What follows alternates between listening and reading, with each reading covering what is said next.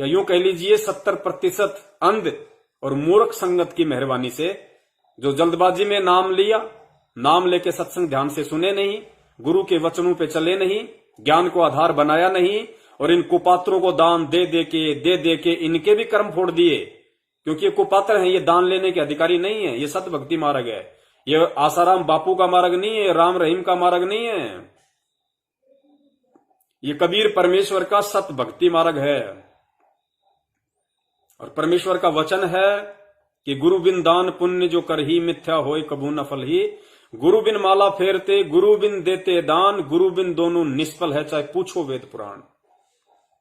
गुरुदेव ने हजारों बार सत्संगों में कहा कि बच्चों, सुपात्र को दिया हुआ दान ही फलित होता है, कुपात्र को दिया हुआ दान दोनों को नुकसान में डालेगा और आप परमेश्वर की मर्यादाओं से भी दूर हो जाओगे।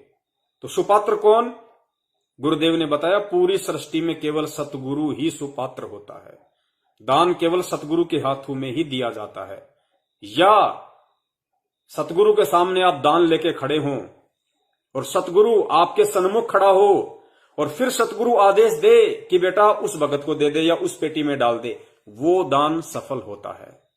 कोई आपको गुरु जी का ऑडियो सुना दे, मोबाइल पे बात करवा दे, कोई आपको गुरु जी के नाम का पीला पर्चा दिखा दे कि बेटा इन गधों को दान दे दे, इन कुपात्रों को दान दे दे, इन घटिया इंसानों को दान दे दे, और आपने उनको दान दे दिया, तो आप भी परेशानी में आओगे।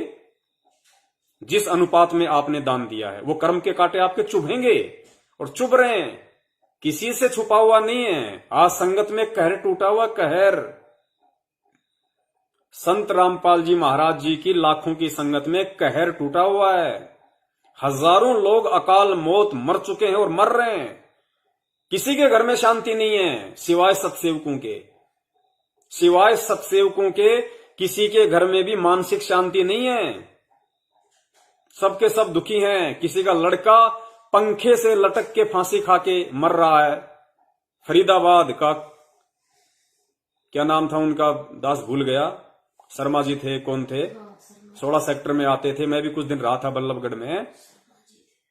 वो रजिस्टर सा लेके वहां पे 16 सेक्टर में जो कम्युनिटी हॉल में सत्संग होता था वहां पे एंट्री करते रहते थे। जो दैया जी के साथ रहा करते थे, उनका बेटा पंखे से फांसी खा के मर गया।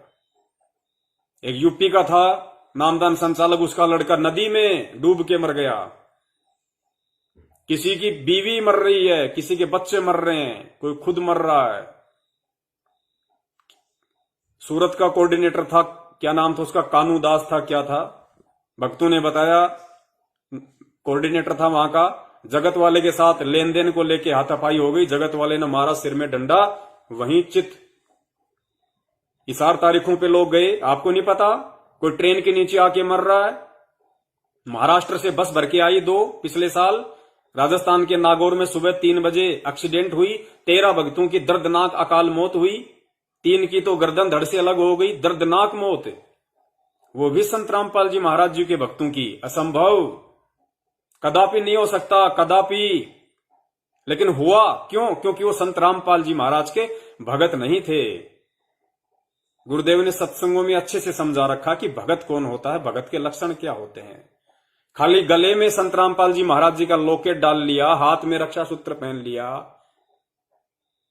और नियम उनके निभा नहीं रहा है, मर्यादाओं में चल नहीं रहा है, परमेश्वर के वचनों पे ध्यान नहीं देता है, कुपात्रों को दान देता है, इस आर की तारीखों पे धक्के खाने के लिए जाता है, वहां जाके 10 गालियां गुरुदेव को निकलवाता है, वो संत रामपाल जी महाराज जी का भगत नहीं, वो काल एजेंट है, वो मंदबुद्धि है। और उन्हीं भक्तों के ऊपर ये कहर टूट रहे हैं वर्तमान में। और आप देख लीजिए, किसी के ऊपर कोई कहर नहीं है। आज संसार में जिस तरीके से जो आग लगी हुई है, जो आर्थिक मंदी है, लोगों के काम धंधे ठप हो चुके हैं, हर तरीके से लोग परेशान हैं, ऐसी स्थिति में आज सत्सेवकों को जाके देख लीजिए। हम 30% लोग सत्सेवकों की गिनती में हैं। 30% में से 25% के घरों में आप जाके देख लीजिएगा। 5% को दास इसलिए छोड़ रहा है कि उनके नाम के आगे सत्सेवक जरूर लगा हुआ है, लेकिन वो हकीकत में सत्सेवक नहीं है।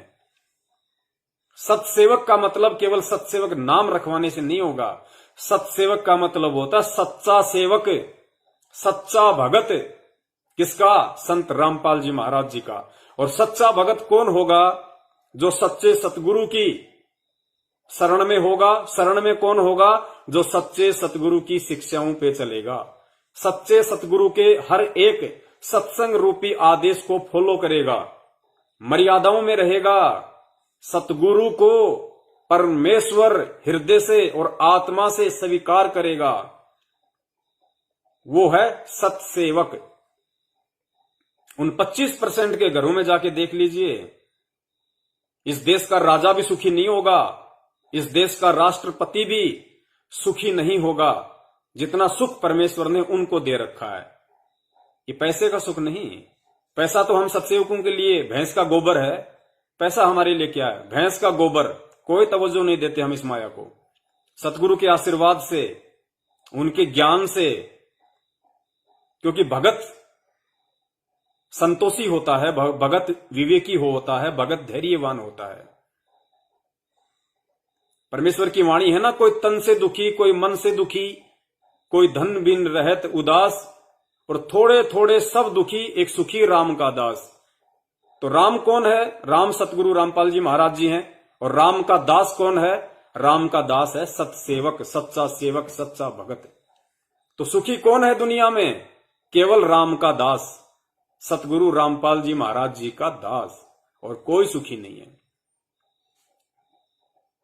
बाकी राजनीति करने वाले, कभी बीजेपी को वोट देने वाले, कभी कांग्रेस को वोट देने वाले, वो संत रामपाल जी महाराज जी के दास नहीं, वो काल भगवान के दास हैं। और आज उनके साथ क्या बीत रही है किसी से छुपा हुआ नहीं है। तो पुण्यात्माओं, बात चल रही थी आज के सब्जेक्ट की, और आज का सब्जेक्ट ये है कि 26 फरवरी 2021 को गुरु गद्दार सतलोक आश्रम मैनेजमेंट हरियाणा ने जगह जगह देश विदेश में जो फर्जी नामदान केंद्र खोल रखे हैं, उनमें एक जगह है मध्य प्रदेश। भारत में मध्य प्रदेश, मध्य प्रदेश में धार जिला, और धार जिले में राजगढ़ तहसील है, और राजगढ़ में ही वो नामदान केंद्र है।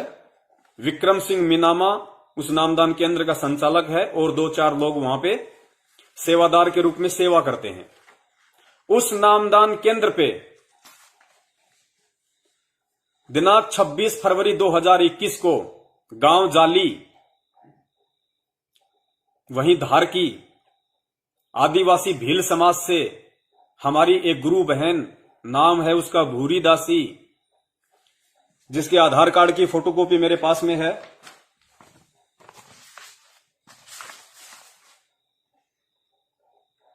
ये है, नाम है भूरी, और जन्म तिथि है 1/1/1993।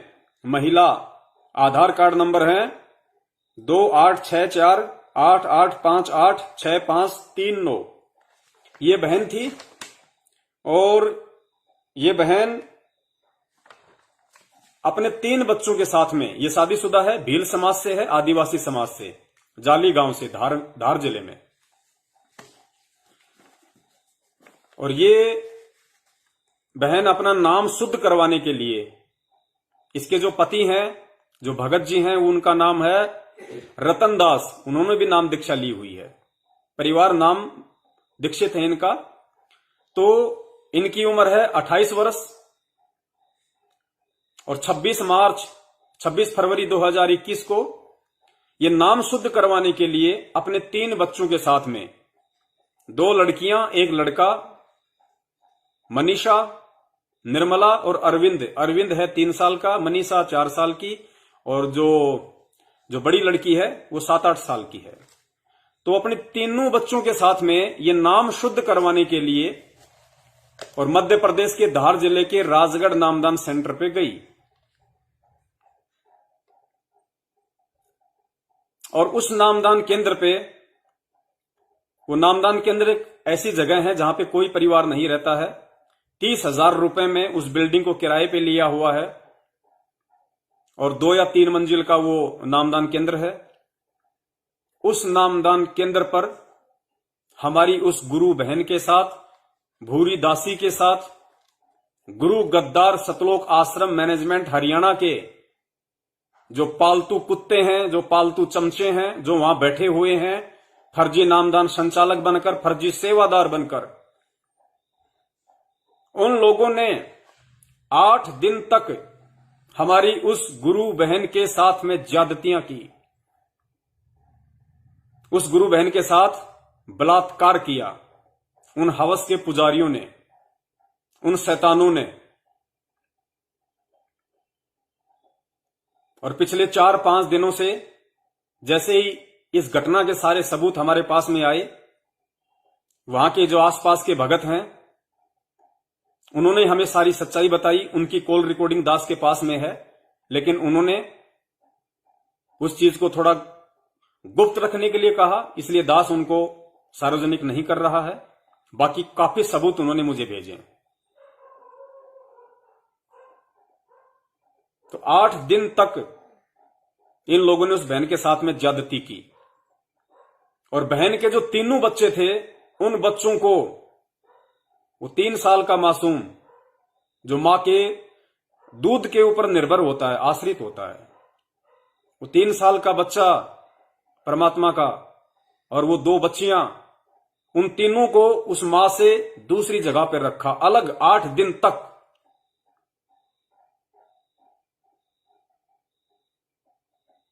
और कोई भैरूदास नाम का वहां पे सेवादार बताया जाता है, उसका भी नाम गांव पता सारा मेरे पास में है। दास आपको आगे जब ये एफिडेविट सुन के पढ़ाएगा आप जी जान जाओगे, अगर आसपास के क्षेत्र के हो तो 8 दिन तक उस बहन को वही नामदान केंद्र पे रखा गया ऊपर, यानी तुम्हारे भगवान के सिर के ऊपर, नीचे बेसमेंट में नामदान केंद्र।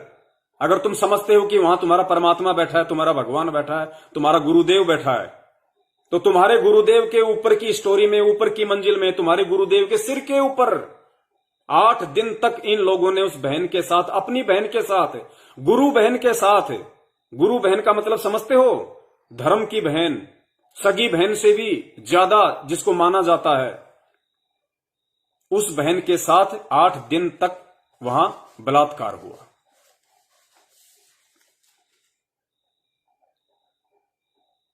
और जब इतने दिन हो गए और पीछे से जब उसके पति को चिंता हुई, काफी उसने ढूंढने का प्रयास किया, कहीं से कोई सुराग नहीं मिला, उसको शक हुआ, क्योंकि वो इन नामदान केंद्र वालों के चाल चलन से भली भांति परिचित था। उसको ये संदेह था कि हो सकता है कहीं न कहीं इन लोगों ने कोई गड़बड़ कर दी हो। तो उसने नामदान केंद्र से मालूमात किया, इन लोगों ने मना कर दिया। उसको शक हुआ कि भाई वो नामदान केंद्र पे गई थी, नाम शुद्ध करवाने के लिए गई थी। तो उसके बाद में उसका जो पति था रतन दास, वहां नामदान केंद्र के पास में कुछ भगत और थे जो पहले से उसके संपर्क में थे, जिनके नाम थे कैलाश दास जी और भागीरथ दास जी, जगबीर दास जी, और भी कुछ भगत थे। वो उनके पास गया, उनको सारी हकीकत बताई, सारी सच्चाई बताई। और जो कैलाश जी थे, भागीरथ जी थे, अन्य जो भगत थे, वो पहले से ही सतलोक आश्रम मैनेजमेंट हरियाणा के कुकर्मों से, उनके मंसूबों से भली भांति परिचित थे। क्योंकि ये जितने भी स्टेट कोऑर्डिनेटर हैं, जितने भी नामदान संचालक हैं, इनका सबका जो बाप है, जो इन सब के ऊपर है, जो इन सब का आका है, वो है वर्ल्ड कोऑर्डिनेटर देशराज मान दिल्ली वाला।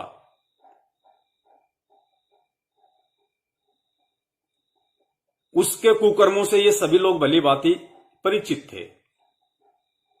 और दास की भी उसके साथ एक बार बातचीत हुई थी, और ये वही देशराज है। दास आपको बता देता है, ये वही सतलोक आश्रम मैनेजमेंट हरियाणा का सबसे बड़ा गुंडा। और इसका रिश्ता बता देता हूं, आप लोगों को नहीं पता है तो, जो महेंद्र भगोड़ा है, हम यहां पे बार बार परम पूज्य गुरुदेव जी का नाम नहीं लेंगे। गुरुदेव को इस महेंद्र भगोड़े के साथ में उनके भाई की उपाधि देते हुए में बड़ी शर्म आती है, क्योंकि परमेश्वर एक लीलामय तरीके से एक भाई के रिश्ते में आए हैं। लेकिन परमेश्वर का कोई भाई नहीं होता है, कोई बेटा नहीं होता है, कोई बाप नहीं होता है। लेकिन अब परमेश्वर एक मानव लीला कर रहे हैं तो रिश्ते जाहिर सी बात है हमें यूज करने पड़ते हैं। लेकिन हम उनसे पहले एक शब्द लगाते हैं, उनका कलयुगी भाई, उनकी कलयुगी पत्नी, उनकी कलयुगी बेटी, उनका कलयुगी जवाई, उनका कलयुगी भतीजा। तो रिश्ता बता देता हूं, इस सतलोक आश्रम मैनेजमेंट हरियाणा के सबसे बड़े गुंडे महेंद्र भगोड़े के राइट हैंड देशराज मान डीडीए फ्लैट दिल्ली शाहदरा में रहता है। और ये वही सारनामी गुंडा है जो 2 साल पहले जयपुर में आया था अपने गुंडों की फौज लेके 2 गाड़ियां भर के दिल्ली और हरियाणा से, और मुझ पवन दास के घर पे कूटनीति के तहत एक भगत बन के आया। दास विश्वास में आ गया कि भगत भाई है, क्योंकि भगत के मन में कोई संदेह नहीं होता है। परमेश्वर कहते हैं जो अपने भगत भाई के प्रति संदेह करता है, समझो वो परमात्मा के प्रति संदेह करता है। तो हम परमेश्वर की शिक्षाओं पे चले, हमने उसको अपना भाई माना, भाई से बढ़ के माना। और बीच में उन्होंने राजस्थान के जोधपुर से डॉक्टर रामेश्वर जांगेड़ है जो फिलहाल अपना कर्म धर्म सब कुछ भ्रष्ट करके और मदन पंथ की गंदगी खाने के लिए वहां पे जा चुका है, उसको इन्होंने मोहरा बनाया। और डॉक्टर ने मुझे फोन किया, मैंने कहा ठीक है भाई आ जाओ घर पे, कोई दिक्कत नहीं, परमेश्वर की झोपड़ी है, आओ यहीं बैठ के बात करेंगे, क्या बात है। तो ये लोग आए दास के घर पे। दास ने रास्ते से ही अपने भगत भाई बहनों के लिए सब्जी खरीदी, गाड़ी रुकवा के उन्हीं की गाड़ी में मैं बैठ गया था। घर पे आया, बच्चों को सब्जियां दी, कहा भाई पहले चाय बनाओ, उनके लिए चाय बनाई। एक ने चाय पी, एक ने नहीं पी। पहले 2 ही आए थे मेरे साथ में और डॉक्टर रामेश्वर जांगेड़ था। उसके बाद जब वो घर पे आए, हमारे सवाल जवाब होने लगे। तो ज्ञान आधार से तो इनकी रगों में इतना कुछ पावर, कोई दम है नहीं जो परमेश्वर ने दास को बख्शी है, सत्सेवक भाई बहनों को बख्शी है, जो कि ये दास का मुकाबला कर पाते।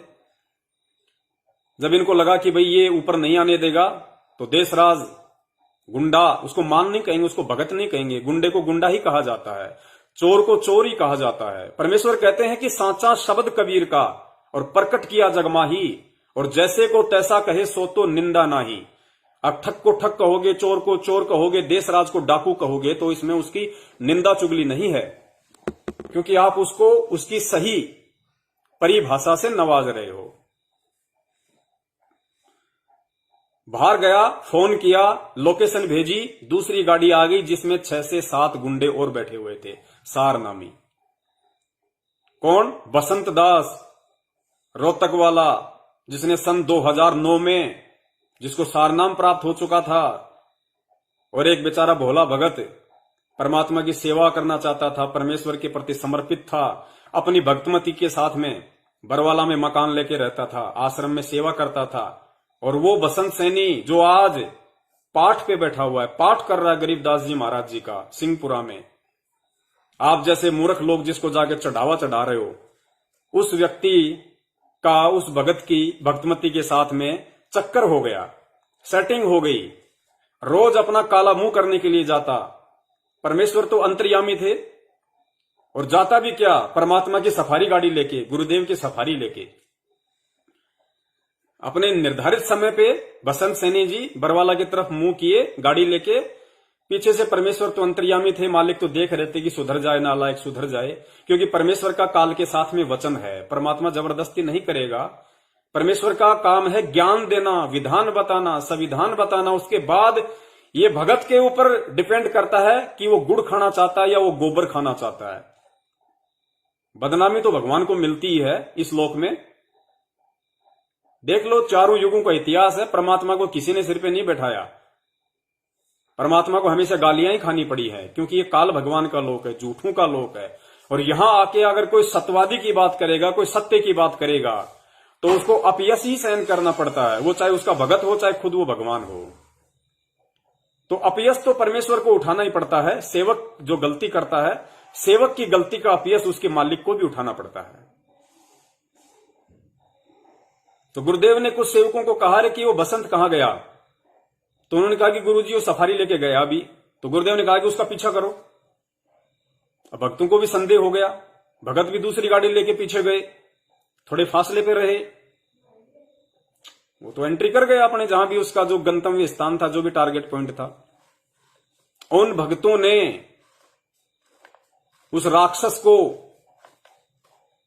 वो खाली पुण्यात्मा इनके लिए जो भी शब्द यूज करें उतने कम हैं, वो शकल से भी राक्षस ही है, वो कर्मों से नहीं शकल से भी राक्षस है। बसंत सैनी, रूपदास का भाई, गांद्रा हरियाणा वाला, सारनामी। उन सेवादारों ने उस बसंत सैनी को उस औरत के साथ नंगा उठाया वहां से और इतना मारा उसको, उन सेवादारों ने इतना मारा, मारते हुए लाए और लाके परमात्मा के चरणों में पटका। और गुरुदेव ने कहा कि हरामजादे निकल जाए यहां से, दोबारा मुंह मत दिखाना अपना। काफी दिन तक परमात्मा से प्रार्थना करता रहा था, तो सतगुरु तो हैं दयालु, परमात्मा तो है ही दयालु। परमेश्वर ने माफ कर दिया, दोबारा से उसको आश्रम में एंट्री दे दी, लेकिन फिर भी नहीं सुधरा। क्योंकि परमेश्वर कहते हैं कि काल को जीव कहीं ना माने, कोट सुने जो ज्ञाना। और फिर परमात्मा कहते हैं जैसे जो होता ना, वो लाख होता है, लाख जिसके पहले चूड़ियां बनती थी, तो कहते हैं उस लाख को, जो एक धातु होती थी, माता बहनों की चूड़ियां बनाने में काम लिया जाता था, उसको गर्म किया जाता था, फिर उसके ऊपर गरम गरम के ऊपर चांद सितारे लगा दिए जाते थे, वो सेट हो जाते थे। लाख एक तरल द्रव्य सा, जैसे डामर होती है, डामर की तरह होता था। तो परमेश्वर कहते हैं कि जिस प्रकार लाख होता है, जब तक आप उसको आग में तपाओगे वो बिल्कुल नॉर्मल हो जाएगा, बिल्कुल ढीला ढाला हो जाएगा, और जैसे ही उसको आग से दूर करोगे तुरंत वो कठोर हो जाएगा, पत्थर की तरह। तो ये उस कैटेगरी के इंसान थे जो आज आदरणीय गरीबदास जी महाराज जी का, सदग्रंथ साहिब का, उस पवित्र ग्रंथ का पाठ कर रहा है। बलात्कारी और बलात्कारियों के हाथों में पैसे दे दे के संगत सतलोक जाने की तैयारी कर रही है। धन्य है संगत, धन्य है। ऐसे कुपात्रों के हाथों में दान जा रहा है। तो ये वही देशराज है जो अपनी गुंडा टीम के साथ में, सारनामी गुंडों के साथ में 2 गाड़ियां भर के जयपुर आया और दास के बीवी बच्चों को, जो इन्हीं के लिए खाना बना रहे थे, अपने भगत भाई बहनों के लिए, और एक वो परवेश दिल्ली वाला, उसी का छोटा भाई, सगा भाई नहीं, गुरु भाई, उसने धक्का मार के बच्चों को रसोई के अंदर किया, बाहर से कुंडी लगाई, मेन गेट की कुंडी लगाई, और दास अकेला बैठा हुआ था। ये 8-10 गुंडे, दास से भी शरीर में हैवी, इनके हाथों में बेसबॉल, रोड, हॉकी। 10 मिनट तक इन लोगों ने इस दास की, जो आपके सामने बैठा हुआ है, जानवर की तरह पिटाई की। और दास अब और तो कुछ बोल नहीं सकता। उस रामेश्वर जांगिड़ ने आप लोगों को वीडियो में अच्छे से बोल ही दिया था कि अगर मैं नहीं होता तो इसको जान से मार देते। लेकिन उस परमेश्वर की दया से दास के शरीर का बाल भी नहीं उतरा। हालांकि पूरा शरीर उन्होंने लाल कर दिया। दास ने वीडियो बना के डाला था। मैं तो सोच रहा था कि शायद मैं नहीं उठ पाऊंगा, लेकिन एक बाल भी नहीं उतरा शरीर का। और परमेश्वर ने धीरे धीरे 10, 15, 20 दिन में दास को रिकवर कर दिया। ये वो लोग हैं। तो उस एमपी के जो धार जिले के जो कुछ भाई थे, कैलाश जी, भागीरथ जी, जगवीर जी, उनको इनके कुकर्मों का अच्छे से पता था कि जब इनका बाप, इनका वर्ल्ड कोऑर्डिनेटर ऐसा कुकर्मी है, तो उसके नीचे उसके पालतू कैसे होंगे, वो कैसे राजा हरिश्चंद्र हो सकते हैं। तो उस रतन दास को, उस बहन के पति को साथ में लेके गए और नामदान केंद्र पे जाके नामदान संचालक विक्रम दास के ऊपर, और जो वहां पे राजू दास, भैरू दास नाम से जो सेवादार लोग थे, उन सब के ऊपर दबाव डाला। तो उन लोगों ने कहा कि ठीक है, हम उसको लाते हैं। उसके बाद ये लोग उस बहन को लेके आए। और अब फिर उन्होंने क्या किया, उन्होंने चाल चली। उनको पता था कि मामला बिगड़ेगा, बहन सारी सच्चाई बताएगी जाके, और तुम्हारे को या तो पुलिस मुकदमा होगा, तुम अंदर जाओगे 5-10 साल के लिए। तो उन हरामखोरों ने एक चाल चली, उस बहन को ये एफिडेविट लिखवाने पे और इस एफिडेविट के ऊपर हस्ताक्षर करवाने के अंगूठा लगाने के लिए मजबूर कर दिया। बहन अनपढ़, बहन को कुछ नहीं पता इसमें क्या लिखा हुआ है, उन लोगों ने क्या लिखवा लिया, क्या टाइप करवा लिया, और उसको उस 2 साल का जो बच्चा था अरविंद, उस बहन का, उस बच्चे को मारने की धमकी देके कि तेरा बच्चा जिंदा नहीं रहेगा वरना इस पे साइन कर दे, इसके ऊपर हस्ताक्षर कर दे। अब मां तो मां होती है भाई।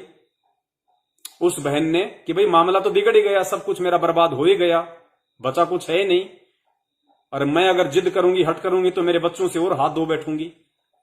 तो उस बहन ने, जहां भी ये लोग उसको लेके गए, कोर्ट में नहीं लेके गए, कहीं किसी प्राइवेट वकील के पास में, आजकल लोग क्यों काम धंधा है नहीं, वकील लोग अपनी लेके मोहर कहीं भी बैठ जाते हैं रोड पे, चेयर लगा के किसी भी दुकान के आगे, और ये एफिडेविट वगैरह छापते रहते हैं।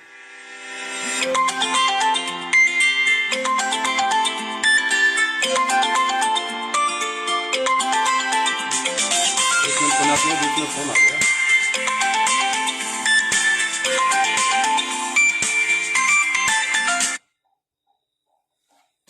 तो इन्होंने एफिडेविट लिखवाया और बहन के हस्ताक्षर करवा लिए, बहन के अंगूठा लगवा लिया, और उसके बाद उस बहन को सुपुर्द कर दिया उन भक्तों के, कैलाश जी के, भागीरथ जी के, जिनके साथ में उनका पति रतन दास भी था। और बच्चे दिए 2 दिन बाद। अपने आत्माओं, अभी तक आपने जो ये कहानी पढ़ी है, जो स्टोरी आपने सुनी है, इस स्टोरी को और आगे बताने से पहले फिर आपको थोड़ा सा और बता देता हूं। अब उसके बाद में वो बहन अपने पति के साथ अपने घर चली गई। घर जाने के बाद में वो आदिवासी समाज से, भील समाज से हैं, आप जी भी समझ सकते हैं उनमें कितना क्या उनमें विवेक हो सकता है। उस भगत ने उस बहन को इतना मारा, उसकी इतनी पिटाई करी कि वहां से पास में कोई जाबुआ है, जाबुआ, वहां पे उसको हॉस्पिटल में एडमिट करवाया, और 7 दिन तक लगभग वो बहन हॉस्पिटल में एडमिट रही। इतनी चोट उस बहन को इन कुकर्मियों की हरकतों की वजह से, इनकी मनमानियों की वजह से, इनकी दरिंदगी की वजह से उस बहन को अपनी इज्जत से हाथ धोना पड़ा, और पूरा उस बहन ने अपना शरीर तुड़वाया। और 2 दिन बाद इन लोगों ने फिर वो बच्चे दिए। अब सुनिए, अभी तक बहुत सारे भाई बहन हैं, उनको लग रहा होगा कि ये तो ऐसी ही बात है, ये तो कोई हो सकता है पवन दास कोई मजाक कर रहा हो। तो देखिए भाई, हम सत्सेवक हैं, हम परमात्मा के भगत हैं, और हमारा काम है सत्य भाषण। जब सतगुरु सत्य भाषण करता है तो सतगुरु के सत्सेवक भी सत्य भाषण ही करते हैं। अब ये एफिडेविट दास आपको पढ़ के सुनाएगा, और ये जो एफिडेविट है इसकी पीडीएफ फाइल मैंने ऊपर मैसेज में डाल रखी है, लिंक मैंने डाल रखा है।